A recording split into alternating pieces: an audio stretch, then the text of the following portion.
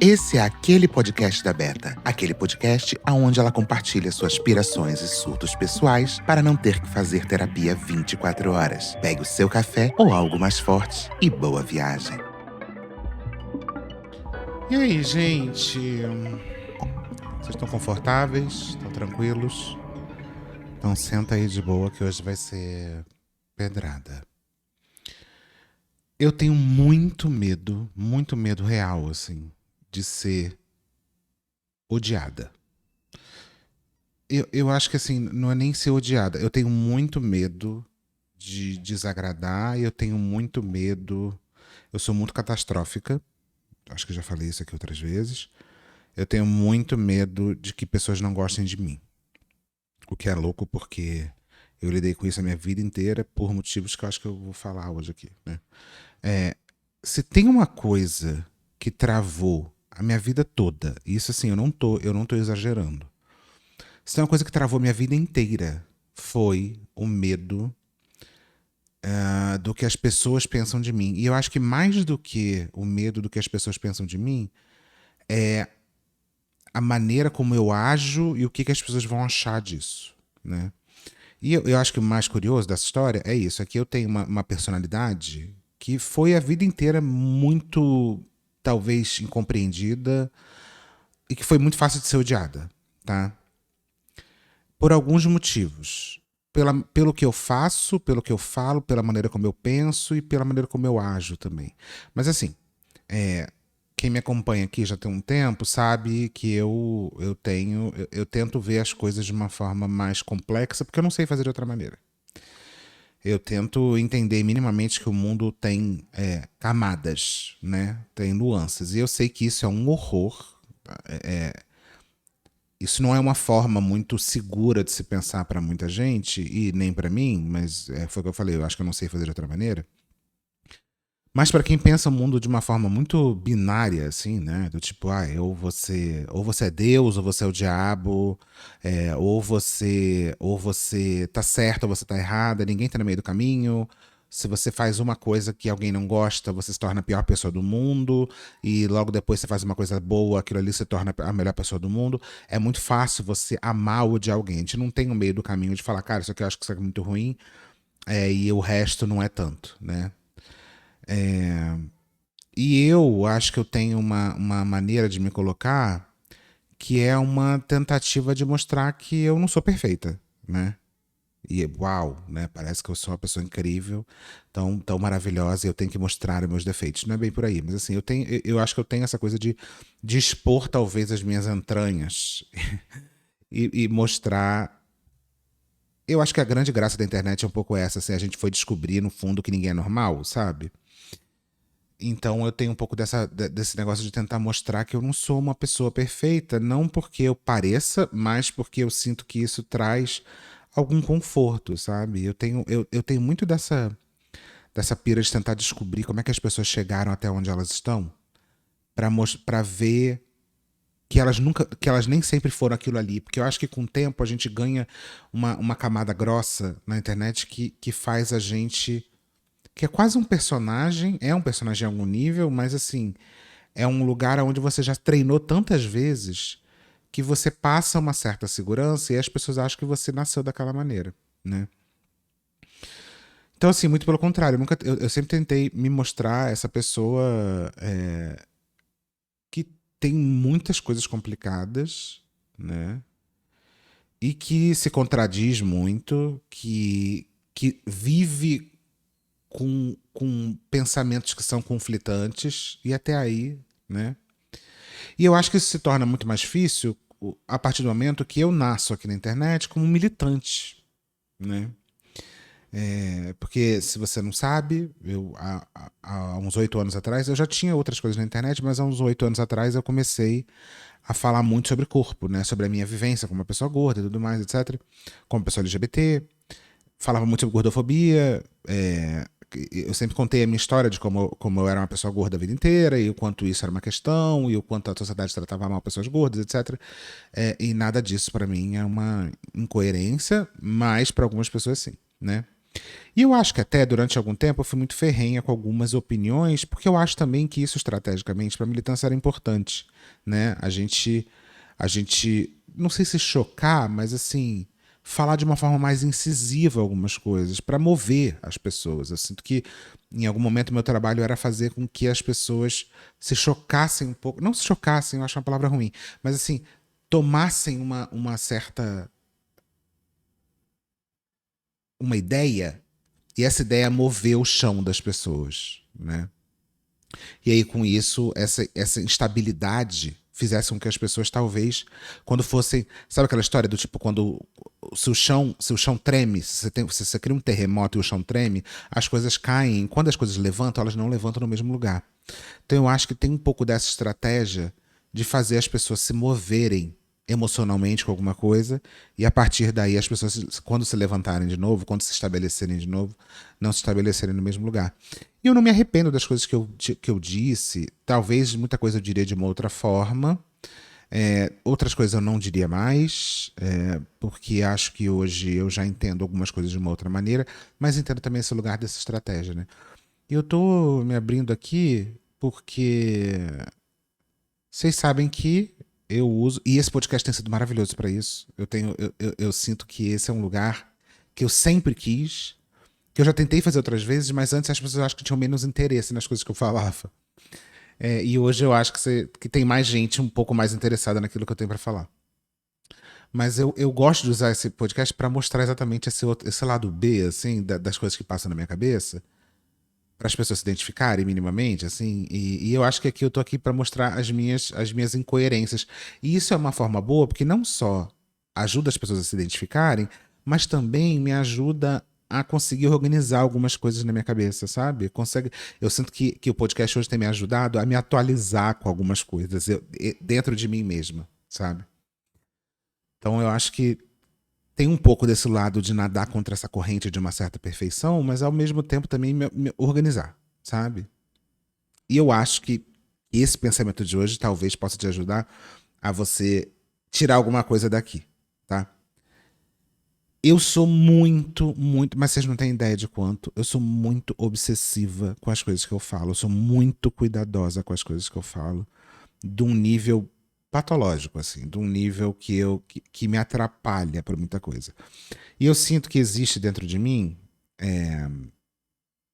duas forças que estão numa guerra constante, sabe?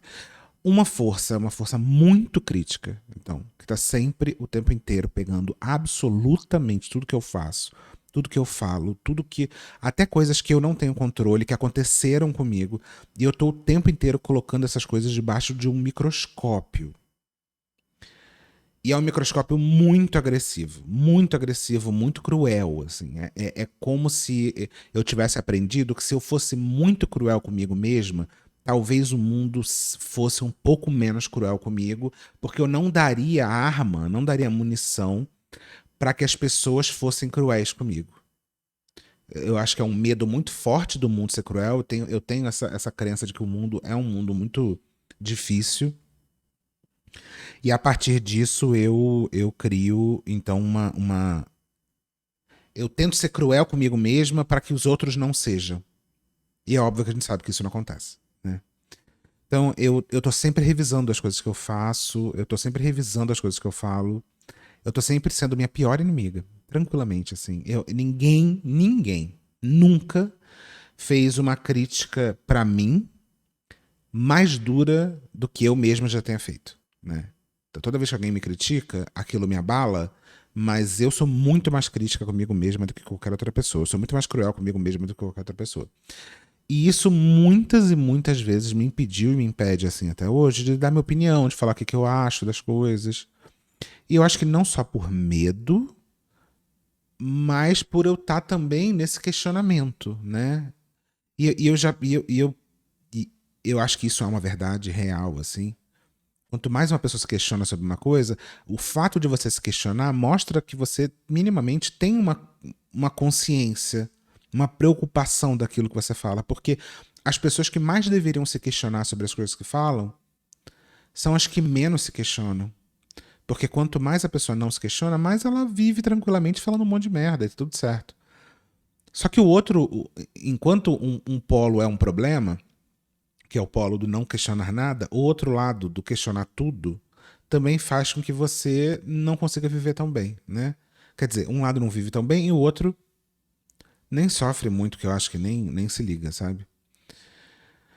E eu acho que a outra força que eu tenho é uma força questionadora, assim. Eu sou muito questionadora, não só de mim mesma, mas também do mundo, assim. Eu sou muito questionadora com as coisas. Então, eu tenho uma questão de tentar tirar alguns debates de um lugar do óbvio, do superficial. Eu tenho pavor de algumas ideias prontas. Eu tenho muito pavor da gente ficar debatendo alguns assuntos com frases prontas, sabe? Com coisas que todo mundo fala, e aí você repete, e aí você não questiona, cara, de onde a gente tirou isso? Quem é que falou que isso é certo? Quem falou que essa é a única maneira de viver? Então eu tenho muito dessa coisa de questionar esse lugar. E, de novo, não porque isso é uma coisa que eu faço conscientemente, mas porque eu tenho essa. Não sei, alguma coisa em mim faz isso acontecer. E aí eu acho que essas duas forças me colocam num lugar muito particular, assim, que não é exclusivo meu, mas me colocam num lugar muito particular. Porque assim, hoje a minha carreira é dar minha opinião. E como que uma pessoa que se questiona, que se cobra e que é cruel muito consigo mesma e que o tempo inteiro tá tentando não falar, se coloca nesse lugar? Então eu sinto que a minha vida muitas vezes me colocou em situações que questionam frontalmente a maneira como eu penso, né? Do tipo isso, caraca, logo eu que tô o tempo inteiro tomando cuidado para que as pessoas não se chateiem com o que eu falo, tá num lugar que precisa fazer isso, em algum nível.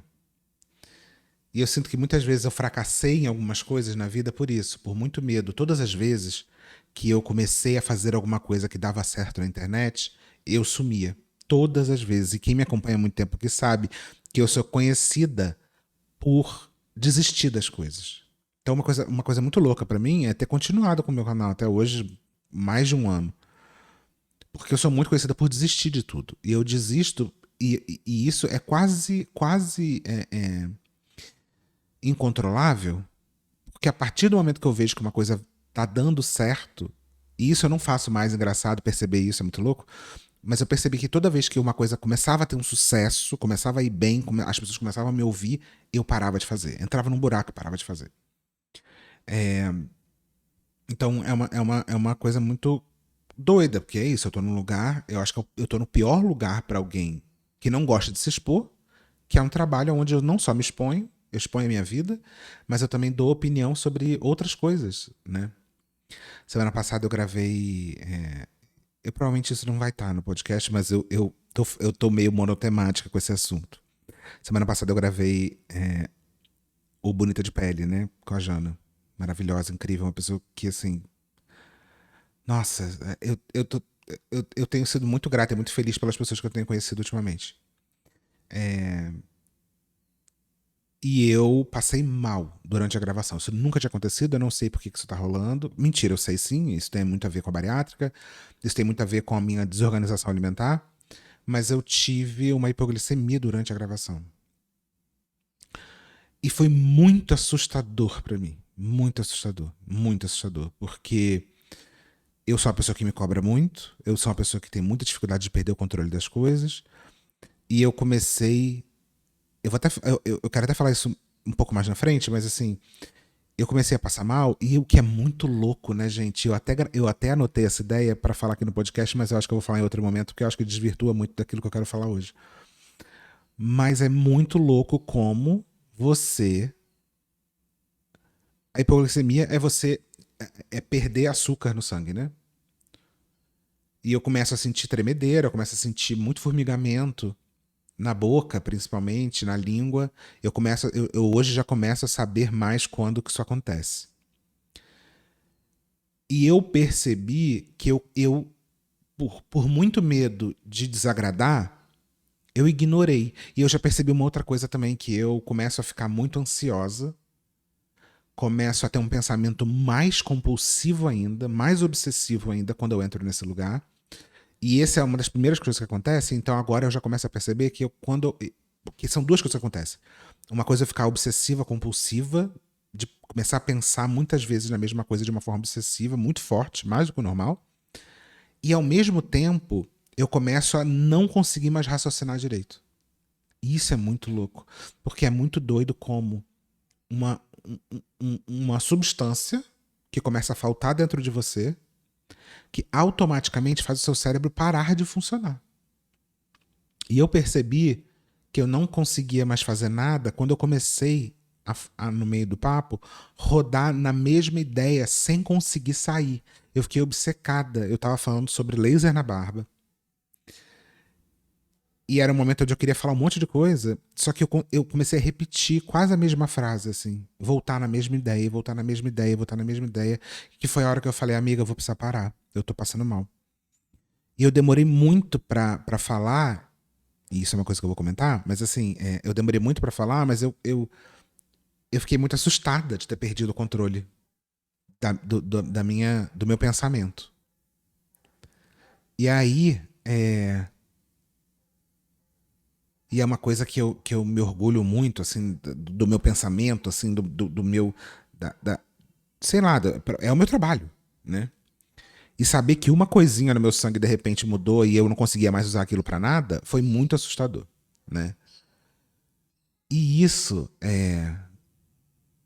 como eu ignorei muito tempo, isso foram lá, me deram um negócio pra comer, eu comi, a gente conseguiu terminar. E aquilo me emburacou de um jeito, gente, que eu não conseguia mais pensar em absolutamente nada durante o dia. Eu quase chorei assim no carro, voltando pra casa. Eu mandei mensagem pra Jana, a Jana falou, deixa de ser maluca. Eu nem percebi o que estava acontecendo. Isso me emburacou num grau que vocês não têm a menor noção, assim. Eu entrei num buraco que eu falei, meu Deus, eu acho que eu falei alguma besteira, eu falei alguma coisa que eu não deveria, alguma coisa... Mas eu acho que o mais assustador não foi nem achar que eu falei alguma coisa que eu não deveria, mas só simplesmente o processo de ter perdido o controle me assustou muito, né? Eu fiquei com muito medo de parecer burra, e no fim ninguém que estava lá achou nada disso, né? Mas é aquela história. A pior crítica minha sou eu mesma, né? E é foda porque quando alguém me critica, quando alguém fala alguma coisa de mim, eu vou lá e pioro a crítica, né? Porque eu absorvo aquela crítica da pessoa e começo a me criticar mais ainda em cima daquilo. Só que, quando alguém me elogia, quando alguém diz assim que não foi nada demais, nossa, eu nem percebi nada, eu ignoro completamente o que a pessoa tá falando. Porque eu acho que a pessoa tá sendo compreensiva demais, a pessoa tá sendo muito legalzinha, ou ela tá tentando me poupar de alguma coisa. Então, quando alguém fala alguma coisa ruim de mim, eu absorvo aquilo como se fosse uma verdade completa. E quando alguém fala uma coisa boa de mim, eu simplesmente ignoro. Eu simplesmente falo, eu não posso entrar nesse lugar. Fechando esse parênteses do Bonito de Pele, mas guarda essa informação porque ela é importante. Eu depois de... Aí eu vou entrar em outro assunto que tem a ver com isso. Que é, eu depois de 8 anos falando sobre gordofobia, eu resolvi falar abertamente sobre o meu processo de emagrecimento, inclusive fazendo publicidade sobre esse assunto. Quem acompanhou os bastidores dessa história viu que eu pensei, acompanhou, né? Viu, sabe o quanto eu enchi o saco sobre esse assunto. Eu pensei muito, eu refleti muito, eu fui, eu aceitei, eu voltei atrás. Eu fiquei sem dormir muitas noites. Eu conversei muito com o Caio. Eu questionei o que eu ia falar, eu questionei como que ia acontecer. Eu fiz reunião, eu voltei, eu fui muito chata sobre isso. E isso me apavorou muito. Só que eu pensei em todos os cenários que tudo poderia dar errado. E no fim, mesmo com todas as contradições disso, eu, mesmo sabendo tudo que podia acontecer, eu topei fazer. E muita gente pode falar, topou por quê? Por causa do dinheiro, não sei o que, etc. E obviamente que dinheiro sempre faz parte da equação, mas eu acho que esse está longe de ser o motivo, porque definitivamente não é uma coisa que me faz decidir as coisas. Até porque já fizeram 1 milhão de propostas durante a minha carreira inteira e eu nunca tinha aceitado. E aí eu fico pensando por que é que eu aceitei dessa vez. E eu acho que eu posso dizer que essa foi a forma que eu encontrei de tomar coragem de falar sobre esse assunto, né? E não só essa foi a forma que eu encontrei de tomar coragem, mas é a forma, foi aquela história do tipo, eu vou me comprometer com alguém de falar sobre isso. E eu vou falar, porque eu já queria falar sobre isso, mas eu não sabia como, eu não sabia de que maneira eu podia fazer isso. E eu acho que eu, então, aceitei a partir do momento que eu precisava urgente falar o quanto isso mudou completamente a minha vida. E eu hoje tenho 36 anos, quase 40, tô falando quase 40 o tempo inteiro, e eu senti que a minha vida, eu olho pra trás e muitas vezes eu tenho uma sensação de que eu não vivi.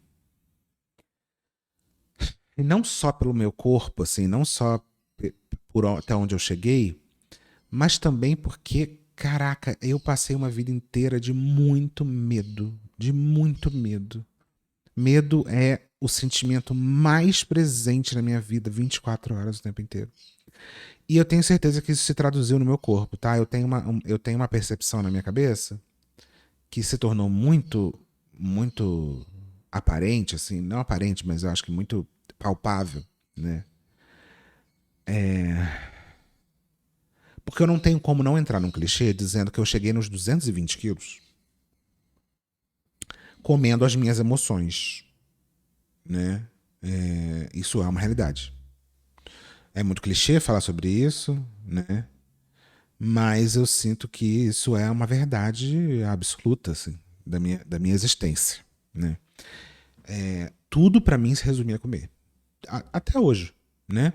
Mas tudo pra mim sempre se resumia a comer. Então eu comia meus medos, eu comia pra mim eu comia as emoções, até as felicidades eu comia, tudo era comida.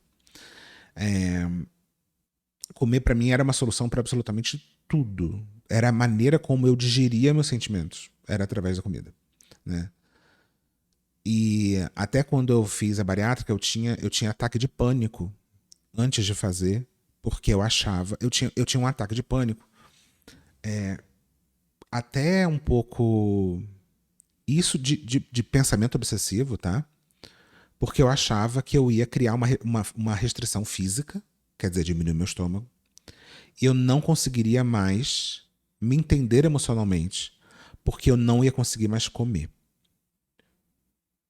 Isso tudo foi muito forte pra mim, porque eu achava, e em algum nível é verdade, que se comida, se as minhas emoções eram digeridas no estômago, se eu não tivesse mais estômago, como que eu ia fazer? E não é por acaso que muita gente na bariátrica muda para outras obsessões, né? Ou compra, ou álcool, ou sexo, ou milhões de outras coisas. Porque é exatamente isso. Você desaprende, quer dizer, você não tem mais aquela ferramenta que você tinha para você lidar com as suas emoções e você vai ter que fazer aquilo de uma outra maneira. Eu tenho horror de montanha-russa. Vocês vão entender porque eu tô falando sobre isso. Eu lembro um dia que eu não gosto de nada disso, né? De radical, nada rápido, nada. Eu lembro um dia que eu fui num shopping uma vez. Eu era muito pequeno, eu devia ter, sei lá, 10 anos de idade. E aí no shopping tinha aquelas. Era tipo uma estrutura, assim, meio da NASA, sabe? Que você era presa assim pela cintura, por um elástico, e aí a pessoa ficava te puxando pra baixo, te soltava, e o elástico ia lá pra cima e pulava e tudo mais. Não sei porquê, eu vendo as pessoas indo naquilo se divertindo muito, eu falei, eu quero muito ir. Fui.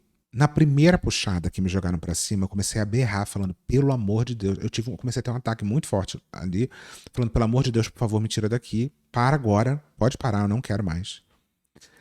E eu não sei por que eu achei que aquilo ia ser de boa, mas eu tive um pavor gigante. E por quê? Porque eu tenho muito medo de coisas que primeiro me tiram o controle e eu tenho muito medo de coisas que me tiram do chão. Geral, assim, em tudo. Né? Eu tenho horror de sair do chão, eu tenho horror de me sentir leve. E olha que coisa doida isso. Eu tenho muito pavor de me sentir leve, voando. Eu tenho horror que eu já surtei porque me tiraram do chão uma vez, carregando assim, né? Eu fico apavorada, apavorada. Eu odeio sentir esse frio na barriga de perder o controle. Odeio, odeio. E olha que coisa louca. Desde pequena eu fazia uma coisa meio inconsciente, assim, que quando eu tava muito angustiada, eu deitava no chão e colocava uma coisa pesada em cima de mim.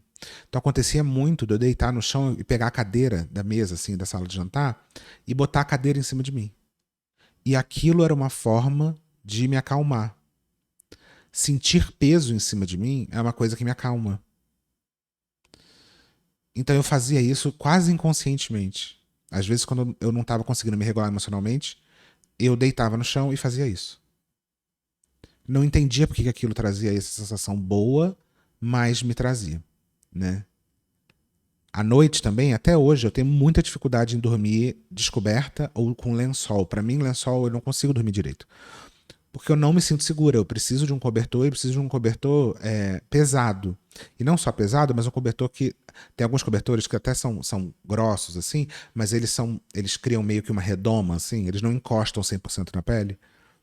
E aquilo também me dá muito nervoso. Eu preciso de peso, eu preciso sentir peso em cima de mim para conseguir dormir.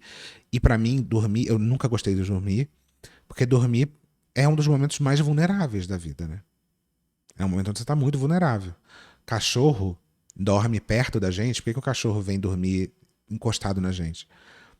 Porque ele sabe que quando ele está dormindo, ele está vulnerável, ele pode ser atacado. Então ele vai para perto de alguém que vai defender ele caso precise. Por isso que cachorro gosta de dormir perto da gente. A minha sensação é um pouco parecida. Eu não tenho como não dizer que engordar para mim, com certeza, é parte desse processo, né?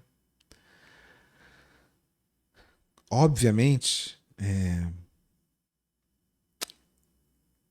engordar para mim é uma sensação de segurança.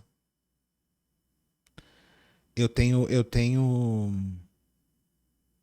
a sensação de peso na barriga para mim era uma coisa que sempre me confortou muito. Saber que eu poderia comer e sentir pesada é como se aquilo trouxesse para mim uma sensação de que estava tudo bem. Quando eu comecei a decidir emagrecer há 3 anos atrás, eu só consegui fazer isso porque isso começou a atrapalhar a única coisa que eu achava que eu tinha algum controle na minha vida, que era meu trabalho. Eu comecei a não conseguir fazer as coisas por causa disso. Isso foi um processo, tá? 2018, mais ou menos, eu fui chamada para um processo de aceleração do meu canal do YouTube. E no final era como se fosse um curso, né, com outros criadores de conteúdo. E no final desse curso, tinha uma apresentação para patrocinadores, que você tinha que se apresentar em, acho que em 10 minutos, 7 minutos, sei lá quanto tempo era. E aí eu fui tão bem nessa apresentação que na próxima turma me chamaram para fazer de novo a apresentação para a turma ver como fazia. Era uma aula para ensinar como fazer aquela apresentação. E aí me chamaram para eu fazer de novo a minha. E olha como minha saúde deteriorou de um ano para o outro. Não sei se foi um ano, chegou a ser um ano completo, mas no ano que eu fiz, eu consegui fazer. No ano seguinte, foi bem mais complicado, porque o único problema é que eu tinha que ficar em pé aquele tempo todo. Eu podia ter pedido para sentar, podia ter pedido para fazer outra coisa, mas não é parte da minha personalidade mostrar que eu tô passando por algum problema, né? Eu já sabia mais ou menos que eu não ia conseguir, mas eu já estava num processo de me isolar um pouco, e aí eu topei fazer, porque é aquilo, se tem uma coisa que eu sinto que eu tenho algum controle, mais ou menos, é sobre o meu trabalho. Deu menos de 1 minuto da apresentação, menos de 2 minutos, eu comecei a falar sem ar. E comecei a sentir muita dor, muita dor. Eu já estava convivendo com uma dor na coluna, já tinha pelo menos uns 5 anos. Mas era uma dor que ia e voltava, ela não era tão constante. Só que naquela época, tinha alguns meses que essa dor tinha se tornado insuportável. E ela aparecia toda vez que eu ficava em pé. Eu não conseguia mais ficar em pé por mais de 1 minuto. Eu achei na minha cabeça que, sei lá, a adrenalina ia fazer eu não sentir aquela dor. E topei fazer assim mesmo, né? Eu sei que a dor foi me fazendo perder o ar, eu comecei a suar muito, e aí eu fazia a apresentação inteira tentando buscar ar, e ao mesmo tempo eu não conseguia respirar, porque se eu respirasse eu ia soltar o diafragma, e eu ia sentir mais dor ainda. E o diafragma era aquilo que pelo menos conseguia tentar segurar minha coluna no lugar. Aquilo foi me deixando cada vez mais engasgada. Eu falava como se eu estivesse quase chorando, assim, né? E eu fui até o final. E eu olhava a cara das pessoas e as pessoas não estavam entendendo nada, porque eu estava falando, engasgando, como se eu estivesse muito emocionada. E foi, eu acho que foi uns 10 minutos mais longos da minha vida, assim. E no final, eu lembro de uma pessoa específica, que era uma das pessoas que era de marca e estava assistindo aquilo. Ela se levantou, me abraçou assim e falou no meu ouvido: tudo bem você se emocionar, não tem menor problema. E eu não estava emocionada, eu estava sentindo muita dor. E a única coisa que eu queria é que ela me soltasse do abraço, porque eu estava olhando do lado para uma cadeira que eu ia sentar para tentar diminuir aquela dor. Só que eu não falei nada, né? Eu não falei nada. Eu podia ter falado, não, não é isso, mas eu não podia mostrar aquilo que estava acontecendo. Ninguém nunca soube dessa história, né? Logo depois veio a pandemia, no ano seguinte, né? E eu comecei a engordar mais ainda. Eu comia 24 horas. Eu cheguei a comer, assim, eu pedia hambúrguer, eu chegava a comer 7 hambúrgueres. Eu tava num momento de muita crise, foi muito ruim, assim, e ainda tem uma outra coisa que a pandemia ela foi a marca de uma coisa muito difícil, mas que é o que mudou tudo, que foi a minha transição. Antes da pandemia, um pouco antes da pandemia, foi quando eu tive um momento que pela primeira vez eu já contei essa história antes, né? Num carnaval, eu estava numa crise muito forte de identidade, sem entender o que estava acontecendo. E aí um dia o Caio fazia drag na época, então ele tinha peruca, tinha maquiagem, e aí eu botei uma peruca na cabeça, passei a maquiagem na cara e resolvi sair assim na rua. E tava super esquisito. Eu tenho, inclusive no meu Instagram, uma foto desse dia e eu falo sobre isso. Mas nesse dia eu olhei no espelho e falei alguma coisa que mudou. E foi esse dia que eu comecei a ter coragem de falar em voz um pouco mais em voz alta pela primeira vez, que eu achava que eu queria transicionar. E aí você imagina, a pandemia, eu morria de medo de morrer, de Covid, mas eu também estava morrendo de medo da pandemia acabar e eu ter entrado na pandemia de um jeito e estava saindo de outra. Né? Porque imagina, agora eu estava saindo da pandemia com outro nome, com uma outra imagem, eu estava morrendo de medo de tudo. Né? Ainda mais uma pessoa que morre de medo do que os outros acham, morre de medo da opinião dos outros. Já estava ali com muitos anos de militância nas minhas costas, de muita gente falando milhões de coisas sobre mim, sendo que eu era a pessoa que tentava o máximo possível ser a pessoa mais perfeita e falar o discurso mais perfeito e dizer exatamente as coisas certas e ter muito medo de falar errado e ainda assim sempre tomei muita porrada. É...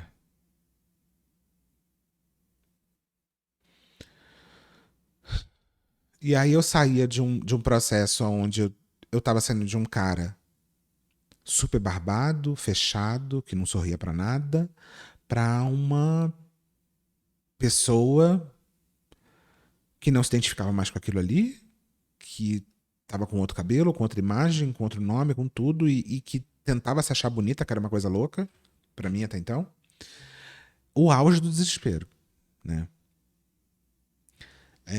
Esses dias eu postei no meu Instagram uma foto minha por inteligência artificial, eu abraçando eu do passado, né? Muita gente não entendeu. E sempre tem, quando eu posto coisa antiga, muita gente fala do meu olhar, né? Que meu olhar mudou. E eu sei que no antes e depois, a gente sempre vai buscar a pior foto do antes e a melhor foto do depois, né? Porque a gente tem que ter esse impacto, é uma coisa visual. Só que eu não preciso fazer muito esforço para fazer isso. Porque, assim, se você abrir hoje a minha galeria do telefone, você vai encontrar, acho que, duas coisas. Né? Você vai encontrar, a primeira coisa, é uma dificuldade enorme de achar fotos minhas antes da transição, porque eu tinha pavor de tirar foto, e é uma merda hoje, porque hoje eu tento falar do meu passado, eu tento ilustrar meu passado e quase não tem nada. Tem viagens que eu fiz que eu não tirei uma foto, tem momentos da minha vida que eu queria mostrar e tem uma foto. Então isso era muito complicado, porque eu odiava tirar foto. Eu fugia tudo. E sabe qual é o pior? É que quando eu tirava foto, eu ficava olhando aquela foto e me martirizando, me achando a pessoa mais feia do planeta. Era muito difícil, eu não conseguia olhar aquela imagem, era muito ruim, muito ruim. E a outra coisa que eu sinto que tem, que você vai perceber, é que não tem, as poucas fotos que tem, nenhuma delas eu tô sorrindo. E aí, de novo, outro clichê que parece, né, que é assim, eu sempre fui uma pessoa triste. Porque é isso, você quer, de novo, o antes e depois, né? O antes é sempre horrível e o depois é sempre maravilhoso. Mas pra mim não é muito difícil achar as fotos do antes, porque são poucas, e as poucas que tem dá pra usar, né? Não é eu que selecionei de forma tendenciosa as fotos. Qualquer foto minha tá ali, nesse lugar, né? É muito fácil pra mim fazer antes e depois nesse sentido, porque... E a transição, ela me fez descobrir dentro de mim um negócio que eu acho que eu nem sabia que eu existia, sabe? Que foi ela que me fez, depois de tudo, depois de chegar no auge do peso, e depois da pandemia começar a acabar, ali em 2022, por aí, que eu comecei a ver que eu comecei a assistir Quilos Mortais, e muita gente assiste aquilo ali como uma forma de entretenimento, até como um cautionary tale, né? Uma história para fazer a pessoa fugir daquilo ali. Eu comecei a assistir porque eu comecei a me achar meio maluca de estar passando por aquilo, porque é isso, uma pessoa que não assume as suas dificuldades, que não gosta de falar publicamente sobre isso, que não gosta de mostrar que está passando mal, que está sentindo dor, que vai desmaiar, que vai ter um treco, uma pessoa que o tempo inteiro quer estar no controle, é uma realidade muito, muito diferente, e muita gente não tem a menor ideia disso, eu acho. Muita gente não sabe o que é pesar mais de 200 quilos. E aí, quando eu vou lá ver Quilos Mortais, eu vou ver buscando quase uma... Será que alguém está passando pela mesma coisa que eu? E é muito surreal, porque pra mim, eu assisto aquilo ali e eu me identifico completamente. Sobre os relatos que as pessoas dão, sobre os relatos físicos que as pessoas dão, eu cheguei no nível de negociar comigo mesmo de tomar banho. E não era por depressão, era por dor. Eu tinha que tomar banho sentada e eu não conseguia, e até isso me doía. E aí, assistir o programa pra mim era uma coisa quase como um abraço, assim, do tipo, você não tá louca, né?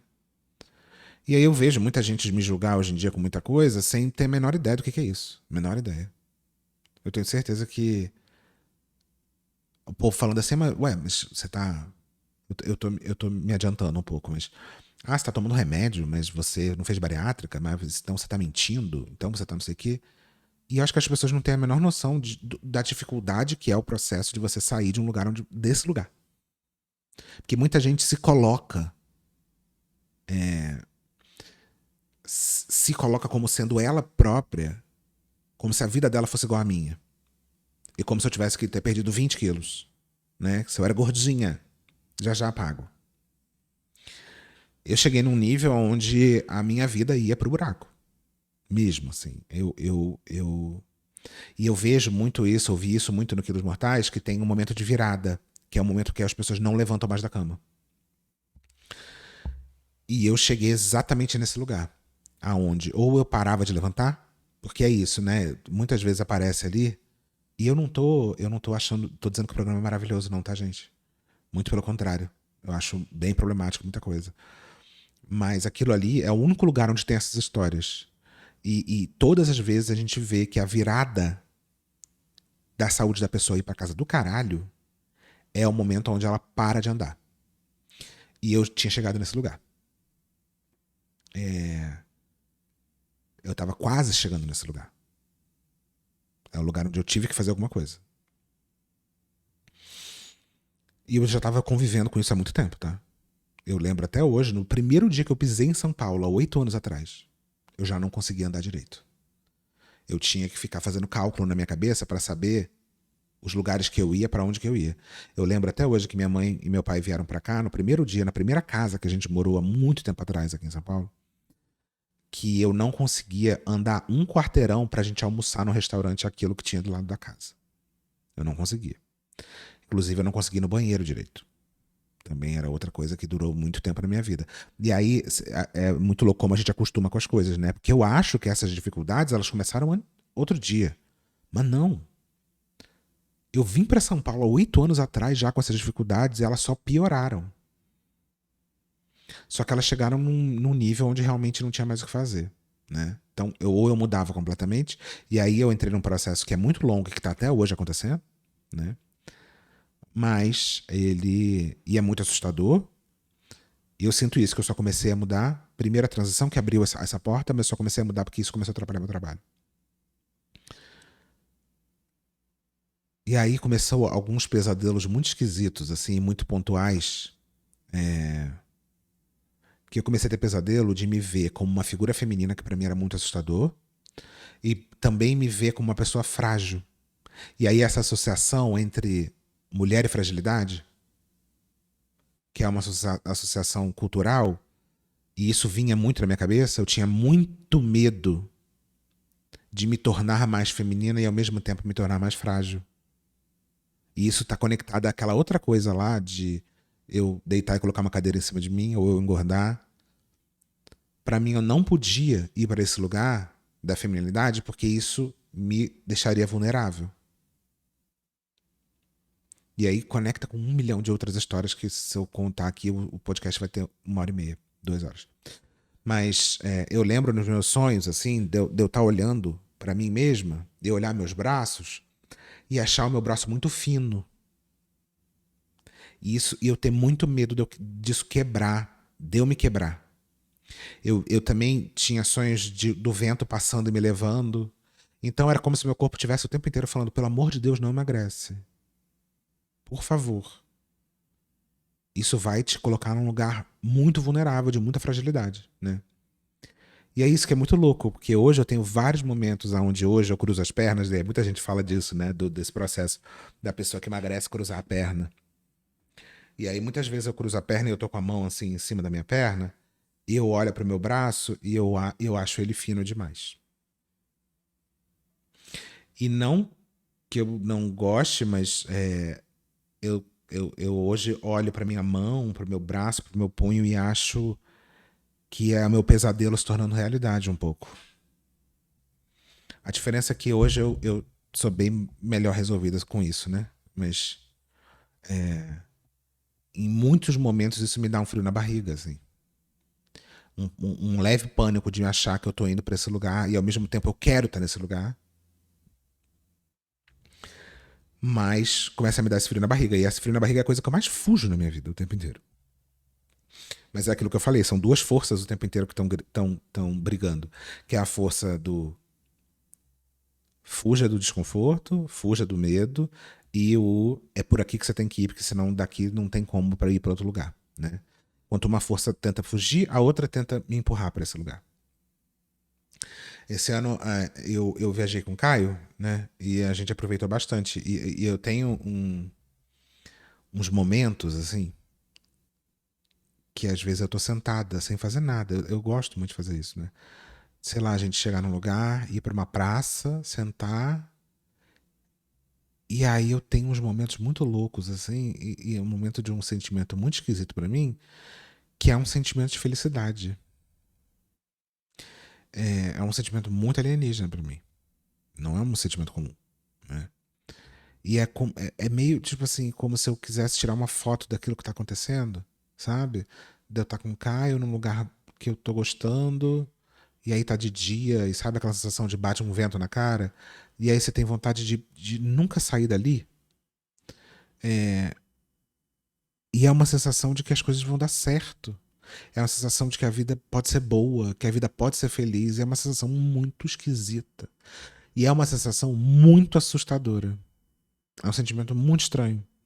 Porque pra mim ele é muito novo, né? É um sentimento que me assusta muito. Porque é como se você criasse uma expectativa sobre a vida que até então você não tinha nenhuma. E aí, de repente, você começa a criar uma expectativa, e assim que você cria uma expectativa, você já começa a ter medo de não chegar nela. Ou ter medo de perder aquilo. Né? Mas é uma sensação muito sedutora, né? Pensar nessa ideia de que nem tudo é ruim, sabe? Que nem tudo é sentir dor. Que nem tudo você está pensando se você vai conseguir ficar ali, se aquela cadeira vai te caber, se você vai conseguir você vai conseguir ir para casa, ir no banheiro, se a coisa não vai quebrar, se vai ter uma ducha para você usar, e essa ducha vai ser do tamanho ideal para você conseguir usar, porque senão você não vai conseguir usar. Me expondo um pouco demais. Isso para mim é muito bizarro. Então, eu não consigo mentir que não foi a transação que me deu isso tudo e que foi o emagrecimento que me deu isso. E outra coisa polêmica é que tomar remédio me trouxe nesse lugar. Porque aquela sensação de que eu não tinha mais controle nenhum, ela começou a sumir no momento que eu comecei a me medicar. E isso fica parecendo que eu tô aqui fazendo uma homenagem, um ódio,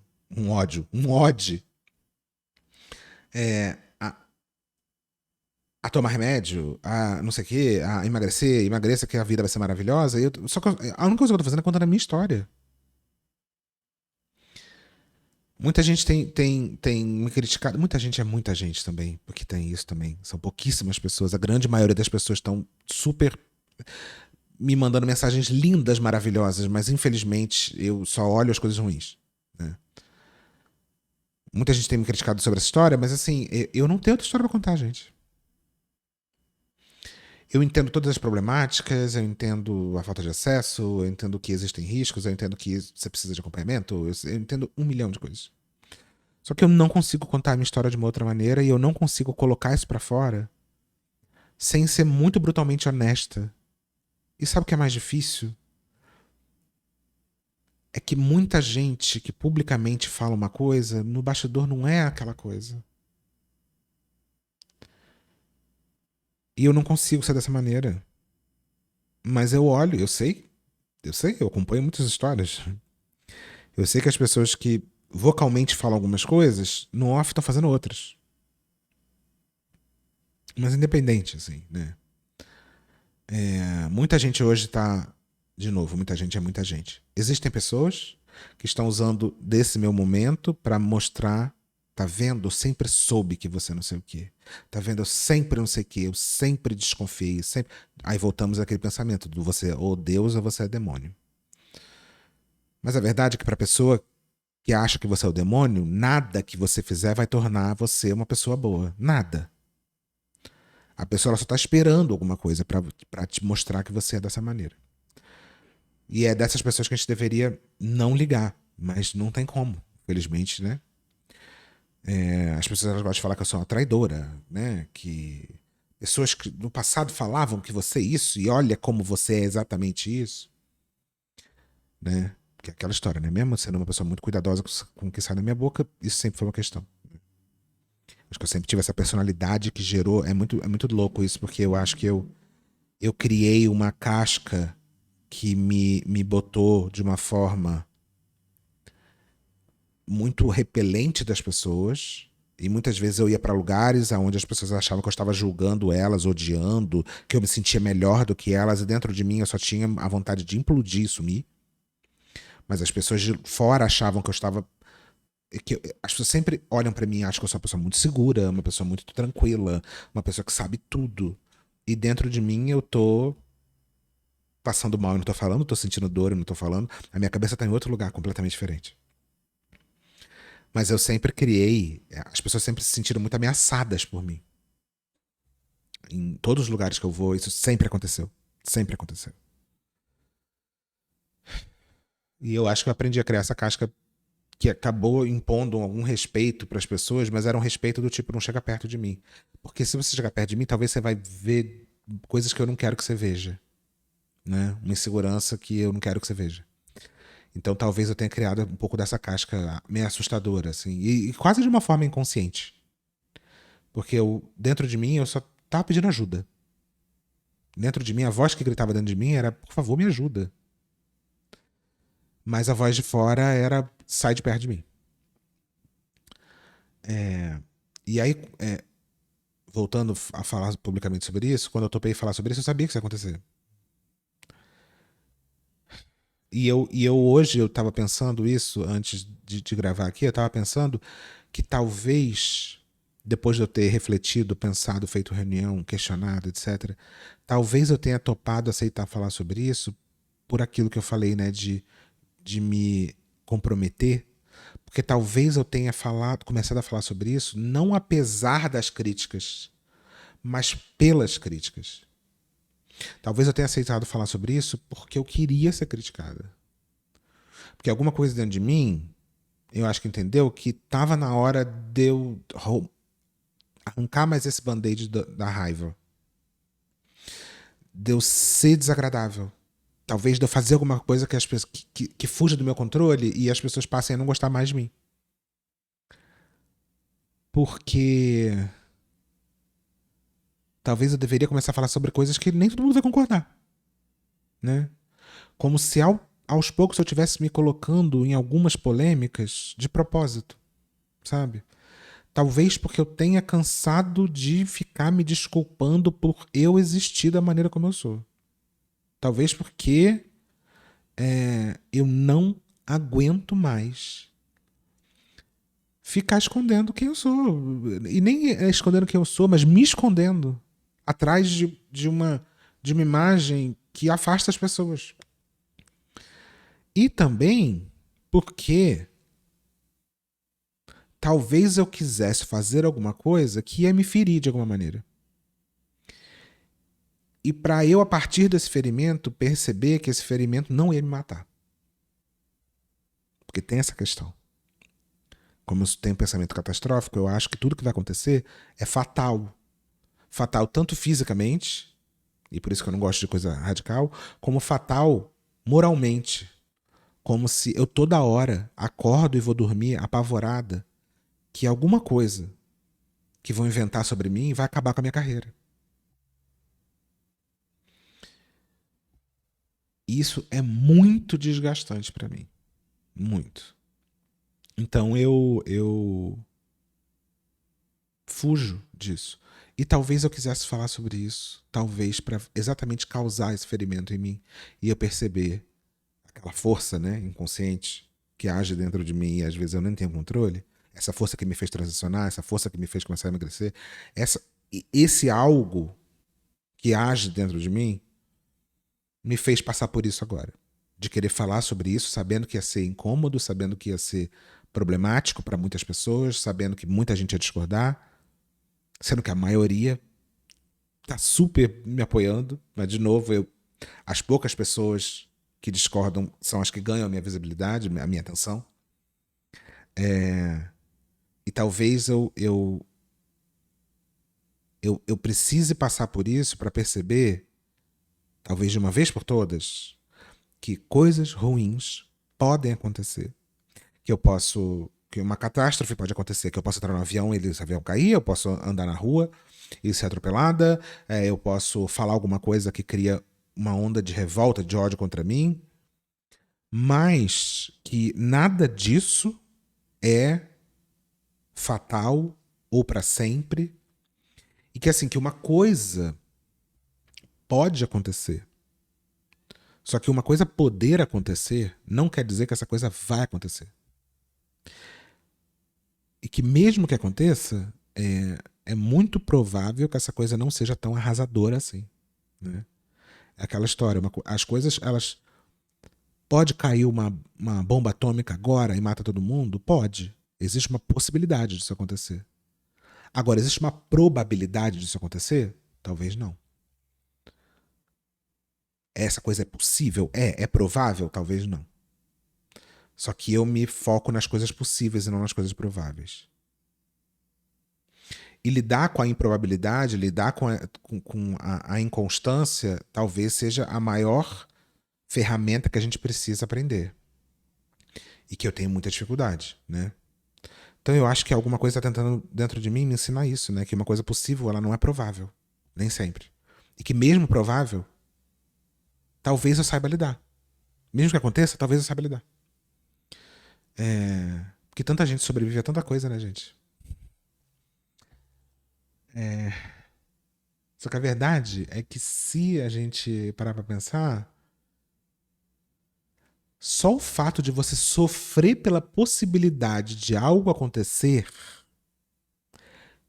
já é sofrer. Porque assim, uma coisa, a gente olha pra frente e tenta se proteger daquela coisa acontecer, e essa proteção é através do sofrimento. Porque a gente tem tanto medo de sofrer caso tal coisa aconteça, que a gente já passa a sofrer agora. Sabe aquela história do se eu chegar pra você e falar assim, eu vou te dar um tapa na cara. E aí eu peço, fecha o olho que eu vou te dar um tapa na cara. Você começa a sofrer não pelo tapa, mas pela ideia de que a qualquer momento eu vou te dar um tapa na cara. E talvez o sofrimento que você vai ter depois de você tomar o tapa é menor do que o sofrimento da ansiedade de tomar o tapa. E a partir do momento que você começa a já sofrer pelo tapa, você já está sofrendo, você já perdeu nessa história. E a minha vida é resumida nesse sentimento da ansiedade e do sofrimento de que o tapa vai vir. Eu estou o tempo inteiro nesse sofrimento. Como se eu tivesse que treinar para sofrer mais na frente. Eu tenho que treinar a sofrer hoje, porque quando acontecer eu tenho que estar pronta. Só que às vezes aquilo nunca chega. E às vezes quando chega, esse sofrimento ele se resolve tão mais rápido. Só que o sofrimento que eu tive antes, ele foi duradouro. E às vezes ele é muito mais forte. E se tem uma coisa que eu acho que eu tô cansada, é de 36 anos de sofrimento. Tô tentando aprender a sofrer só na hora que as coisas acontecem e tentando perceber que quando elas acontecem, às vezes eu lido muito melhor do que antes. Porque assim, uma coisa é você sofrer na hora que acontece. Agora, sofrer o dia inteiro é uma merda. E eu não quero mais passar por isso. E eu só tenho a capacidade de contar as coisas que eu passei. E se isso não é o que esperam de mim, paciência. Eu vou ter que aprender a conviver com isso. Mas tem tanta coisa boa acontecendo na minha vida que eu acho que seria um desrespeito a mim mesma. E é tudo que eu lutei muito para conseguir. Muito. Ficar sofrendo pelas coisas que eu acho que eu nem posso mudar. Principalmente, que é o que os outros acham sobre mim.